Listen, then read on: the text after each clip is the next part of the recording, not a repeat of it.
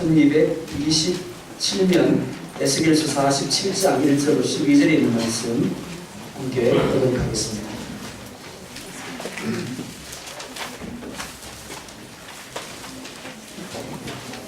에스겔 47장 1절로 12절에 있는 말씀입니다. 성경이 없는 분은 스크린을 보시면 되겠습니다. 1절 제가 보겠습니다. 그가 나를 데리고 성전문에 이르시니 성전의 앞면이 동쪽을 향하였는데 그 문지방 밑에서 물이 나와 동쪽으로 흐르다가 성전 오른쪽 곁 제단 남쪽으로 흘러내리더라.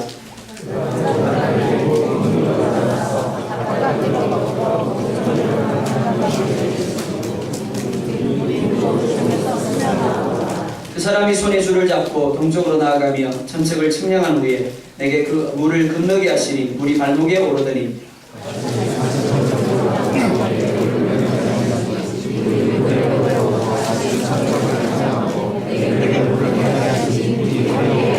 다시 천척을 측량하시니 물이 내가 건너지 못할 강이 된지라.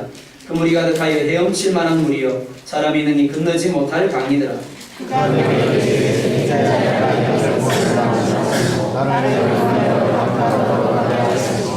내가 돌아가니 강 좌우편에 나무가 심이 많더라.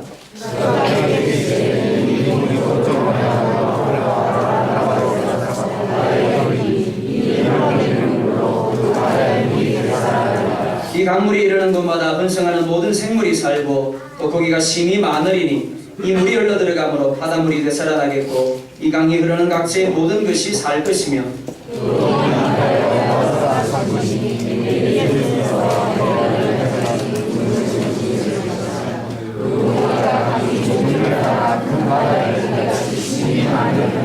그 진풀과 개풀은 되살아나지 못하고 소금 땅이 될 것이며 각종 목을 과시하는 나라에서 그 잎이 시들지 아니하며 열매가 끊이지 아니하고 날마다 새 열매를 맺으니 그 물이 성소를 통하여 나오니라.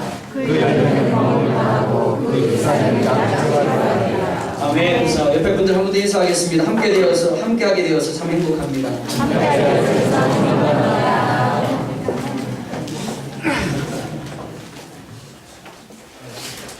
흘려보내는 교회라는 제목으로 하나님의 말씀 증거하도록 하겠습니다. 인류의 4대 문명은 모두 강을 중심으로 이루어졌습니다.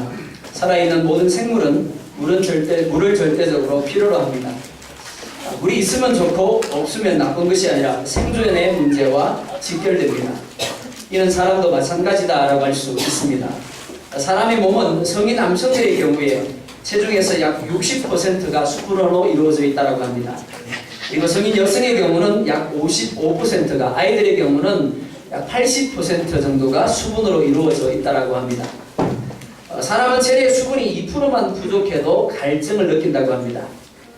그리고 수분 5%가 부족하면 혼수 상태에 빠지게 되고 12%가 부족하면 사망에 이른다고 합니다. 물 잘 드시기 바랍니다. 물 많이 드시기 바랍니다. 그래야 오래 살고 피부도 좋아지고 건강해집니다. 아멘. 네. 우리 예수교수 선교사님 죄송하지만 통역해 주시기 바랍니다. 제 말이 좀 빠르긴 하지만 통역해 주시면 좋겠습니다. 자, 오늘 본문에 제일 많이 등장하는 단어 뭔지 발견하셨습니까? 바로 물입니다. 오늘 본문의 주인공은 물입니다. 물이 흘러가는 곳마다 치료되고 살아나고 풍성하게 하는 역사가 나타났습니다. 그런데 그 물이 처음 시작된 곳이 성전입니다. 교회입니다. 교회는 하나님의 꿈이라고 할 수 있습니다. 하나님의 비전입니다. 교회는 하나님의 꿈을 성취하기 위하여 존재합니다. 교회는 교회 자체의 성장을 위하여 존재하지 않습니다. 확장을 위하여 존재합니다.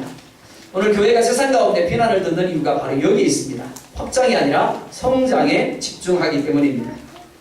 교회는 하나님이 꿈꾸는 하나님 나라의 확장을 위하여 존재합니다. 이를 위해서 교회는 교회의 정체성을 올바로 해야 합니다.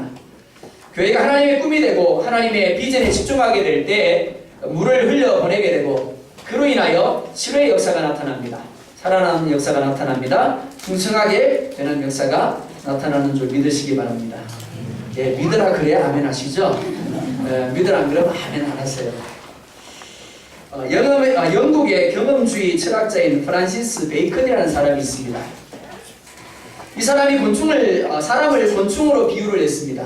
그러면서 사람에게 세 종류의 사람이 있다라고 이야기를 했습니다. 여러분들 잘 알고 계실 겁니다. 첫 번째, 거미형의 사람이 있습니다. 이 거미는 일도 안 하고 잠만 자다가 남의 피를 빨아먹습니다. 그러니까 이 거미형의 사람은 있어서는 안 될 사람이라고 할 수 있습니다. 이런 사람을 가리켜서 베이컨은 이기주의적인 사람이다 라고 정의를 했습니다. 둘째로 개미형의 사람입니다. 이런 사람은 있어도 좋고 없어도 그만인 사람입니다. 즉 있으나 마나한 사람을 가리킵니다. 개미는 부지런합니다. 단결심도 강합니다. 그렇지만 어디까지나 자기들끼리만 잘 뭉칩니다. 따라서 베이컨은 개미와 같은 사람을 개인주의 인간이라고 정의를 했습니다. 세 번째는 꿀벌형의 사람입니다. 이런 사람은 꼭 필요한 사람입니다. 꿀벌은 조직력도 강하고 부지런합니다. 무엇보다 열심히 꿀을 만들어 자기들도 먹지만 대부분 주는 삶, 즉 베푸는 삶을 삽니다. 베이컨은 이런 꿀벌형의 사람을 가리켜서 이탈주의 인간이라고 정의를 했습니다. 그래서 사회 곳곳에 진정으로 필요한 사람이 누구냐? 바로 이런 꿀벌형의 사람이라고 했습니다. 자, 그렇다면 한번 생각해 볼까요? 교회는 이 세 가지 유형 중에 어디에 해당하겠습니까? 속으로만요. 입으로 내시면 또 시험 들 수 있습니다. 있어서는 안 될 거미형입니까? 아니면 있으나 마나한 개미형입니까? 아니면 없어서는 안 될 꼭 필요한 꿀벌형입니까? 세 번째가 정답입니다. 그런데 사실은 그러지 못한 것이 사실입니다. 자, 먼저 오늘 본문 1절과 2절을 보면 이렇게 말합니다. 그가 나를 데리고 성전문에 이르시니 성전의 앞면이 동쪽을 향하였는데 그 문지방 밑에서 물이 나와 동쪽으로 흐르다가 성전 오른쪽 제단 남쪽으로 흘러내리더라. 그가 또 나를 데리고 북문으로 나가서 바깥길로 꺾여 동쪽을 향한 바깥문에 이르시기로 본즉 물이 그 오른쪽에서 스며 나오더라. 아멘. 에스겔이 이끌림을 받아서 성전 문에 이릅니다. 그리고 성전의 문지방 밑에서 물이 나와 흐르는 것을 보게 됩니다. 뿐만이 아니라 동쪽을 향한 바깥문에서 물이 그 오른쪽에서 스며 나오는 것을 보게 됩니다. 자, 에스겔이 이끌림을 받아 나아간 곳이 성전이었습니다. 그런데 어떤 성전이었습니까? 앞선 43장 4절을 보면 이렇게 말씀을 하고 있습니다. 여호와의 영광이 동문을 통하여 들어갔고 여호와의 영광이 그곳에 가득하더라. 에스겔이 한 사람, 천사라고 이야기할 수 있습니다.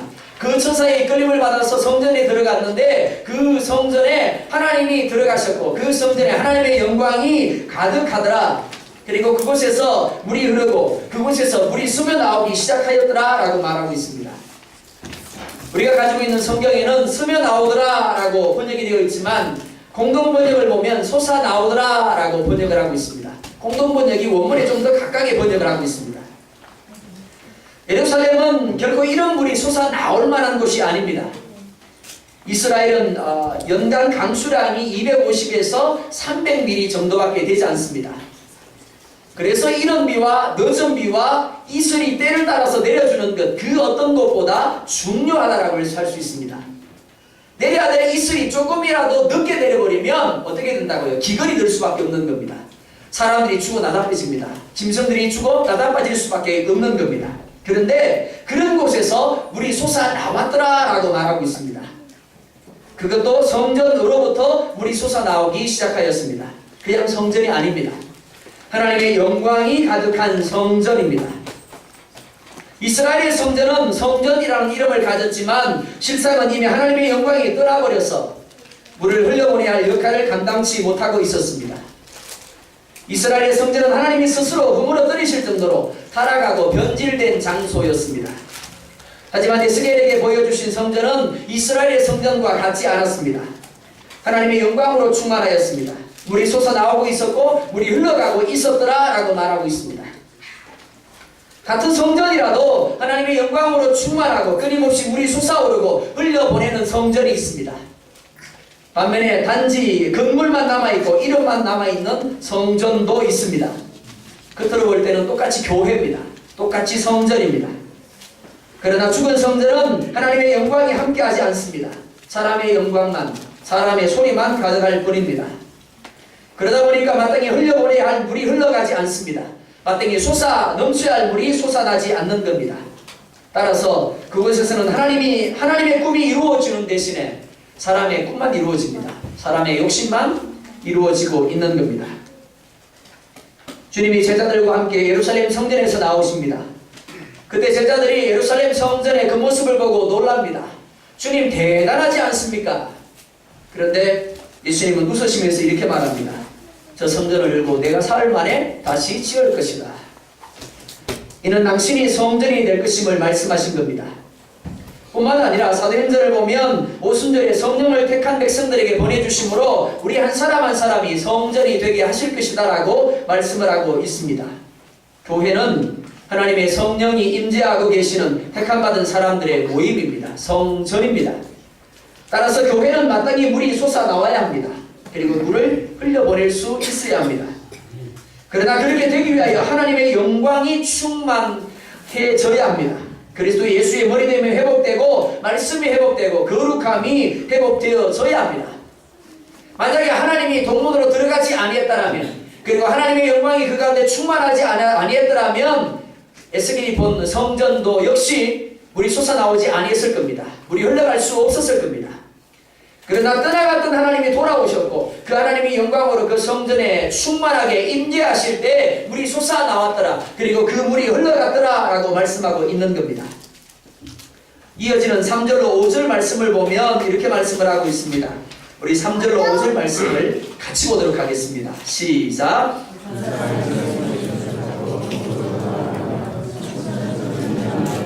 내게 그물을 건너게 하시니 물이 발목에 오르더니 다시 천척을 측량하고 내게 물을 건너게 하시니 물이 무릎에 오르고 다시 천척을 측량하고 내게 물을 건너게 하시니 물이 허리에 오르고 다시 천척을 측량하시니 물이 내가 건너지 못할 강이 된지라. 그 물이 가득하여 헤엄칠 만한 물이요 사람이 능히 건너지 못할 강이더라. 아멘. 에스겔이 이끄는 사람이 동쪽으로 나아가며 천척을 측량했다라고 말합니다. 약 500m 정도 되는 거리입니다. 그리고 에스겔에게 그 물을 건너라 라고 말을 합니다. 그러자 물이 어디까지 왔다고요? 네, 저하고 성격이 다르신가요? 어디까지 왔다고요? 첫 번째요? 발목까지 왔더라 라고 말합니다. 그리고 다시 500m를 측량을 합니다. 그리고 다시 건너게 했더니 어디까지 왔다고요? 무릎까지 왔습니다. 자, 세 번째 다시 천척을 측량을 했습니다. 그 다음에 어디까지 오릅니까? 허리에까지 왔습니다. 그 다음에는요, 능히 헤엄쳐야 할 수 있는 건너지 못할 강이 되었더라 라고 말합니다. 그러자 더 이상 건너라고 하지 않습니다. 6절을 보면 이렇게 말합니다. 그가 내게 이르시되 인자야 네가 이것을 보았느냐 하시고 나를 인도하여 강가로 돌아가게 하시기로. 자, 이것을 보았느냐 라고 말씀을 합니다. 그리고 강가로 돌아가게 합니다. 건너는 것이 목적이 아님을 이야기하고 있는 겁니다. 보는 것이 목적입니다. 뭘 보아야 합니까? 에스겔이 보아야 하는 것 발목이 아닙니다. 무릎도 아닙니다. 허리도 아닙니다. 뭘 봐야 된다고요? 능히 건너지 못할 강이 된 것을 보아야 했습니다. 헤엄칠 만한 물이고 사람이 능히 건너지 못할 강이 된 것을 보아야만 했던 겁니다. 그리고는 돌아가게 하십니다. 물이 흘러서 사람이 능히 건너지 못할 강이 되었을 때 어떤 변화가 나타나고 어떤 역사가 나타나게 되는가를 에스겔에게 깨닫게 하기를 원하신 겁니다. 물이 솟아오르고 물이 흐르기 시작한 성전은 빈 성전이 아니었습니다. 사람들로 가득한 성전도 아니었습니다. 그 성전에는 오직 하나님의 영광만 가득했을 뿐입니다. 마찬가지로 에스겔을 인도한 사람은 물이 흘러서 마침내 능히 건너지 못할 강이 되었음을 보게 합니다. 교회는 그리스도 예수의 몸입니다. 그리고 교회를 구성하는 이들은 사람입니다. 그러나 교회를 구성하는 사람들이 어떤 존재가 되느냐에 따라서 교회는 전혀 다른 모습을 갖게 됩니다. 거미가 되기도 하고 개미가 되기도 하고 꿀벌이 되기도 합니다. 예수님은 승천하시면서 제자들에게 두 가지 명령을 주십니다. 하나는 땅끝까지 이르러 나의 증인이 되라는 겁니다. 그리고 또 하나가 무엇일까요? 이 명령을 이루기 위하여 예루살렘을 떠나지 말고 아버지께서 약속하신 보혜사 성령을 기다리라라는 겁니다. 지구촌에 사막이 참 많습니다. 근데 왜 사막이 되었을까요? 복잡하게 생각하지 마시기 바랍니다. 단순합니다. 물이 없었기 때문에 사막이 된 겁니다. 만약에 물이 있었다면 사막이 되지 않았을 겁니다. 물을 잃어버렸기 때문에 사막이 된 겁니다. 다시 말해서 비록 사막일지라도 다시 물이 흐를 수 있다면 머지않은 날 사막이라는 이름을 버리고 아름다운 동산으로 변화하게 될 겁니다. 하나님의 임재와 하나님의 계시를 400년 동안 잃어버린 예루살렘입니다. 이스라엘입니다. 그런데 오순절에 120명이 모인 곳에 성령이 충만하게 임재하셨습니다. 그리고 나타난 현상이 무엇입니까? 그들에게서 물이 솟아나왔다라고 말합니다. 그들에게서 물이 흐르기 시작했다라고 말하고 있습니다. 120명의 극히 많지 않은 수로 시작된 교회가 3,000명이 됩니다. 그리고 7,000이 됩니다. 그리고 전 세계를 뒤흔들어 놓았습니다. 죄로 인하여 사막화된 이 지구촌에 하나님의 물이 흘러감으로 어떻게 되었다라고요? 변화가 일어난 겁니다. 되살아나는 역사가 일어났다라고 말씀하고 있는 겁니다. 120명의 사람들이 특별했던 것이 결코 아닙니다. 그들이 하나님의 영광으로 충만한 교회가 되었고 하나님이 주신 것을 흘려보냈기 때문에 가능한 것이었습니다. 부흥은 결코 처음부터 요란하게 일어나지 않습니다. 세계에서 일어난 부흥의 공통점, 극히 적은 소수의 사람들이 회개하고 부흥을 사모함으로 기도하면서 미랄이 되었다라는 겁니다. 하나님이 부흥을 주실 때는 말씀의 은혜밖에 없습니다. 찬송의 은혜밖에 없습니다. 작은 기도에 응답을 주십니다. 그리고 더 큰 은혜를 사모하게 하시는 겁니다. 갈급한 마음으로 하나님 앞에 나아가서 울게 하십니다. 영적으로 답답함을 느끼게 하셔서 세상의 그 무엇으로도 채워질 수 없는 마음을 붙들고 하나님 채워달라고, 하나님 시원하게 해달라고 하나님 앞에 부르짖게 되는 겁니다. 그렇기 때문에 하나님이 우리 가운데 주신 작은 은혜를 주실 때 그 은혜를 무시하지 말아야 합니다. 가벼이 여기지 말아야 합니다. 그러면 더 놀라운 하나님의 은혜를 누리게 되는 겁니다. 물이 발목까지 잠기면 어떻게 됩니까? 하나님의 은혜를 모르는 게 아닙니다. 하지만 여전히 자기 마음대로입니다. 세상과 교회의 양다리를 걸치고 편리를 따라 교회와 세상을 오갑니다. 하지만 무릎 상태가 되면 마음대로 사는 것이 조금 힘들어집니다. 뿐만 아니라 더 깊은 물로 들어가는 것도 쉽지 않습니다. 사단의 시험도 더 많아질 수 있습니다. 하지만 그럼에도 불구하고 더 은혜를 사모하고 깊은 자리로 나아가게 되면 우리 허리까지 차오르게 됩니다. 우리 허리까지 차게 되면 내 마음대로 움직이는 것이 불가능해집니다. 그만큼 성령 하나님의 임재와 역사가 더 충만해지고 강하게 느껴집니다. 하지만 여전히 가슴이 잠기지 않았습니다. 여전히 머리가 잠기지 않았습니다. 그렇기 때문에 지배한 사단의 유혹이, 세상적인 욕심이 나를 뒤흔듭니다. 이때 어떻게 해야 될까요? 지금껏 하던 대로 하시면 안 됩니다. 더 기도하셔야 됩니다. 더 예배하셔야 되고 더 하나님의 말씀을 묵상하는 자리로 나아가야 됩니다. 그래야 마침내 능히 건너지 못하는 자리로 나아갈 수 있습니다. 나는 없고 오직 성령의 충만함에 붙들린 상태가 되어서 끊임없이 내 안에서 생수가 솟아나오고 흘려보내는 상태가 되는 겁니다. 주님이 요한복음 7장에서 이렇게 말씀을 합니다. 누구든지 목마르거든 내게로 와서 마시라. 나를 믿는 자는 성경의 이름과 같이 그 배에서 생수의 강이 흘러나리라. 그 배에서 생수가 흘러나리라라고 말합니다. 교회에서 물이 솟아나는 것, 그리고 흘러가는 것 절대 이상한 것이 아닙니다. 특별한 것도 아닙니다. 솟아나지 않는 것이 이상하고 솟아나지 않는 것이 특별하고 흘러가지 않는 것이 이상하고 흘러가지 않는 것이 특별한 겁니다. 에스겔 선지자가 살던 당시 이스라엘의 현실이 어떠했습니까? 너무나 참담했습니다. 너무나 절망적이었습니다. 에스겔은 조국 이스라엘의 멸망을 보았습니다. 예루살렘이 해파되었고 성전이 이방인에 의해서 짓밟혔습니다. 그리고 그 자신은 포로가 되어서 바벨론으로 끌려왔습니다. 무엇이 남았습니까? 한식밖에 남지 않았습니다. 입만 열면 한숨밖에 나오지 않습니다. 뭘 할 수 있습니까? 아무것도 할 수 없습니다. 내일에 대한 기대도, 내일에 대한 소망도 없습니다. 그런데 하나님은 사막과 같은 이스라엘을 향하여, 에스겔을 향하여 새로운 성전을 통하여 물을 흘려보내실 것이고 다시 회복하실 것이라고, 다시 살아나게 될 것이라고 말씀합니다. 7절을 보면 에스겔이 돌아갑니다. 그리고 강 좌우편에 심이 많은 나무를 보게 됩니다. 뿐만 아닙니다. 바다의 물이 되살아나고 번성하는 모든 생물이 살고 고기가 심이 많아지며 모든 것이 살게 됨을 보게 됩니다. 더하여 강 좌우가에 각종 먹을 가실나무가 자라서 그 잎이 시들지 아니하며 열매가 끊이지 아니하고 달마다 새 열매를 맺으며 그 열매는 먹을 만하고 그 잎사귀는 약재료가 될 것이다 라고 말씀하고 있습니다. 이렇게 되기를 원합니다. 누가요? 우리 나눔교회가요.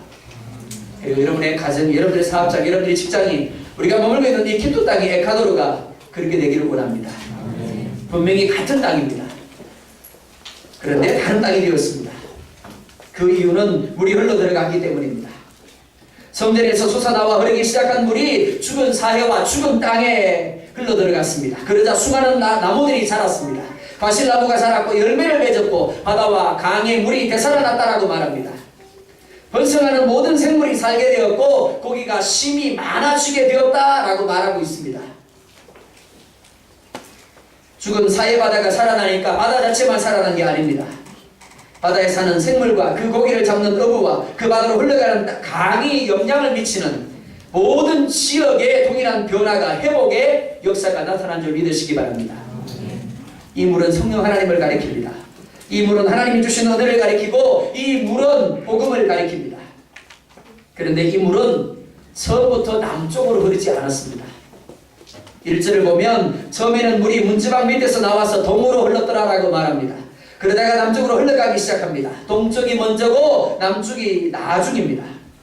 무슨 말인가 하면 성전이 먼저라는 겁니다. 교회가 먼저라는 겁니다. 저와 여러분들이 먼저라는 겁니다. 그리고 바깥이 나중입니다. 그러나 이 둘은 결코 분리되거나 별개가 될 수 없습니다. 예수님이 120명의 제자들을 향하여 예루살렘을 떠나지 말고 아버지의 약속하신 것을 기다리라고 말씀하신 이유가 바로 여기에 있습니다. 오직 성령이 너에게 임하시면 너희가 무엇을 받고요? 권능을 받고 예루살렘과 온 유대와 사마리아와 땅 끝까지 이르러 내 증인이 되리라고 하신 이유가 바로 여기에 있습니다. 성전에 하나님의 영광으로 가득하게 해야 합니다. 성전에 물이 솟아오르고 마음껏 흘러넘치게 해야 합니다. 그리고 세상을 향하여 흘려보내야 합니다. 복음을 흘려보내야 되고 하나님의 은혜를 흘려보내야 되고 사랑과 역사를 흘려보내야 합니다. 하나님이 주신 복을 흘려보내야 합니다. 이 퀴토 땅 에콰도르가 어떻게 회복될 수 있을까요? 어떻게 살아날 수 있을까요? 살아났으면 좋겠죠. 원하지 않으시는 모양입니다. 좀 아멘 하세요. 정말 살아났으면 좋겠어요. 지긋지긋합니다. 갈 때마다 목사님 하시면서 말할 것도 없어요. 찾아가기가 묻기가 제가 힘듭니다. 너무 안 된다라고들 이야기하시니까 어떻게 살아날 수 있을까요? 교회가 살면 됩니다. 어떻게 한인회가 살 수 있을까요? 교회가 살면 됩니다. 많은 교회가 살고요, 아름다운 교회가 살고요, 기억하는 교회가 살고 순복음 교회가 살면 됩니다. 교회가 교회로서 물이 솟아오르고 물이 흘러갈 수 있게 한다면 이 땅 한인회 분명히 살아날 줄 믿습니다. 하나님이 죽어있는 땅을, 죽어있는 영혼을 다시 살리십니다. 고치십니다. 그리고 수많은 열매를 맺게 하시고 수많은 복의 제목들로 가득하게 하십니다. 그러나 11절 보면 이렇게 말합니다. 우리 11절 말씀 같이 보겠습니다. 시작.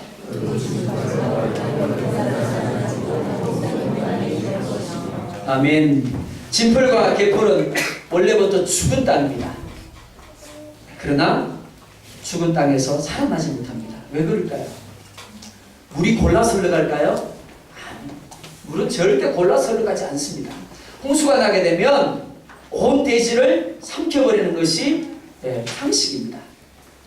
그렇다고 한다면 진풀과 개풀에도 분명히 물이 흘러들어갔을 겁니다. 그런데 문제가 뭘까요? 성전에서 시작된 물이 흘러들어갔으나 그 물을 흘려보내지 못하니까 그 물이 증발을 하면서 소금만 남게 되는 겁니다. 결국에는 소금 땅이 될 수밖에 없는 겁니다. 하나님을 가장 기쁘게 하는 교회는 주님의 물에 잠긴 교회입니다. 그 물을 흘려보내므로 문 영혼들과 지역과 민족을 살리고 회복하는 교회입니다.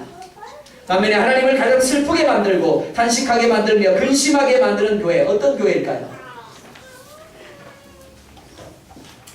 은혜를 받았으나 은혜를 저버리고 진풀로 그리고 개풀로 머물고 있는 교회입니다.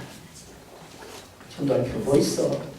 기도할 필요 뭐 있어? 흘려보낼 필요 뭐 있어? 우리만 좋으면 그만이지. 사랑하는 성도 여러분, 가족 여러분, 하나님이 이 땅을 회복하기를 원하심을 믿으시기 바랍니다. 하나님이 이 땅을 새롭게 하기를 원하심을 믿으시기 바랍니다. 여러분들이 누렸던 그 어떤 때의 번영보다도 더 놀랍도록 하나님이 번영케 하시고 복을 주시기 원하심을 믿으시기 바랍니다. 그 꿈을 위한 하나님의 통로가 바로 여러분들입니다. 여러분들은 이 세상을 바꿀 위대한 하나님의 거룩한 백성입니다. 교회는 성장을 위하여 존재하지 아니하고 복음을 흘려보내서 잃어버린 영혼들을 구원하고 고통받고 상처받은 사람들을 치유하며 죽은 땅을 되살리기 위하여 이 땅에 존재합니다. 그러기 위해서 여러분이 먼저 물에 잠길 수 있기를 원합니다. 그리고 그 물을 흘려보낼 수 있기를 원합니다. 요즘은 생화와 조화가 별반 차이 나지 않습니다. 어떤 보면 조화가 더 생화 같습니다. 그런데 분명히 다릅니다. 그 다름이 무엇일까요? 진짜 꽃의 잎은 시간이 지나면 자연스럽게 떨어집니다. 그러나 인조 꽃잎은 시간이 지나도 똑같습니다. 떨어지지 않습니다. 진짜 꽃은 벌이나 나비에게 기꺼이 자신의 꿀을 나누어줍니다. 그러나 가짜 꽃은 떨어지거나 빼앗길 것을 아예 수여하고 있지를 않습니다. 참된 교회, 하나님이 기뻐하시는 교회는 하나님이 독생자 예수를 내어주신 것처럼 예수님이 그 몸을 내어주셔서 희생제물이 되게 하신 것처럼 자기 자신을 내어주는 교회입니다. 교회 창립 10주년 감사예배로 그리고 추수감사예배로 하나님 앞에 드리고 있습니다. 무엇을 감사하셨습니까? 그 감사는 하나님이 여러분에게 주신 말씀, 주신 은혜만큼 과연 합당한 감사입니까? 에스겔 시대처럼 우리를 둘러싸고 있는 환경들, 상황들 우리가 지금 한숨 쉬게 합니다. 탄식하게 합니다. 참 힘들다라는 소리를 너무나 쉽게 습관적으로 내뱉게 만듭니다. 그러나 하나님이 에스겔에게 환상을 통하여 보여주신 것처럼 우리가 사는 이 땅과 이 땅의 영혼들을 살리고 고치며 회복하시며 하나님의 복으로 가득하게 하기를 원하십니다. 누구를 통해서요? 바로 여러분을 통해서요. 이를 위해서 우리는 개풀이나 진풀이 아니라 물이 솟아나는 그리고 흘려버리는 성전이 되어야 합니다. 예레미야처럼 눈물로 기도하고 에스겔처럼 절망의 자리에서 절망하는 이들을 향하여 하나님이 회복하신다라고, 하나님이 새롭게 하신다라고, 하나님이 답이다라고 희망의 메시지를 선포할 수 있어야 합니다. 그럴 때 분명 그 땅이 살아날 것입니다. 분명 그 땅의 영혼들이 살아나게 될 것이고 이 땅이 무수한 하나님의 복으로 충만케 됨을 보게 될 것입니다. 그것이 우리가 이루어가야 할 꿈입니다. 바로 그런 꿈의 통로가 될 수 있기를 주의 이름으로 축원합니다. 기도하겠습니다.